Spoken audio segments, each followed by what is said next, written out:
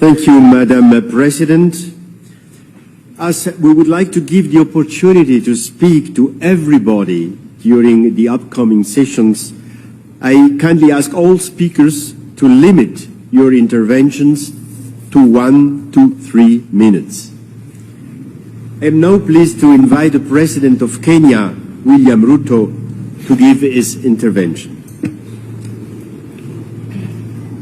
The President of Switzerland, the President Zelensky of Ukraine, Madam Vice President of the United States, heads of states, ladies and gentlemen. 79 years after the international community established a multilateral institutional framework to save succeeding generations from the scourge of war, Russia's invasion of Ukraine has been a horrifying spectacle of carnage and devastation, which has left 500,000 people dead and 7.1 million people displaced in its wake.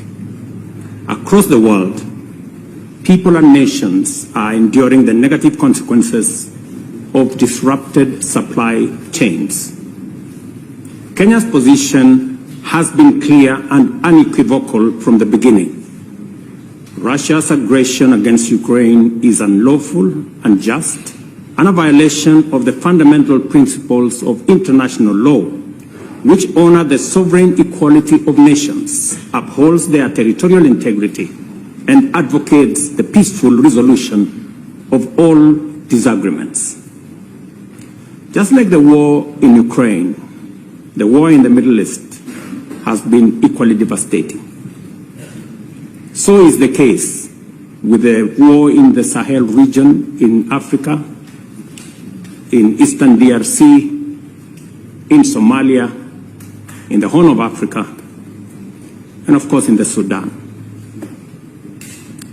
14 million Africans have been displaced by the war in our continent, and 2.5 million kids are out of school. This state of affairs speaks volumes of global leadership, and especially the peace architecture at the United Nations, and more specifically the gridlock at the United Nations Security Council. Today, a farmer in Kenya, in rural Kenya actually, knows there is war in Ukraine for two reasons. Number one, he paid more for his fertilizer, and number two, his fertilizer came late. Let me also say, this peace summit is a historic step in the right direction. For the first time, we have convened to talk about peace in Ukraine and not war in Ukraine. Secondly, a commitment to peace makes certain fundamental concessions inevitable. This summit should not be a meeting of just friends.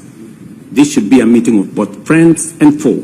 To succeed in this positive trajectory, Russia must be on the table, number one. Number two, an American general, Norman Swartzwelder, said, the more we sweat in peace, the less we bleed in war.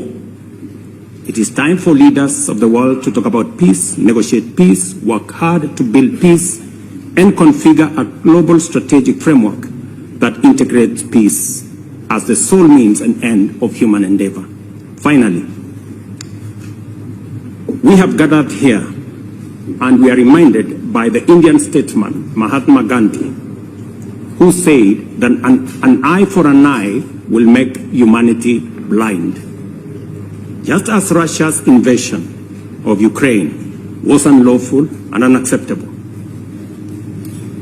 the unilateral appropriation of Russia's assets is equally unlawful, unacceptable, and a derogation from the UN Charter, especially for those of us who believe in freedom, justice, and democracy, and the rule of law.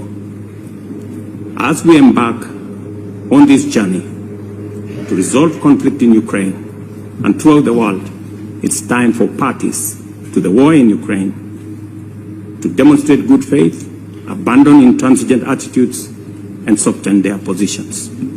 I thank you. Thank you.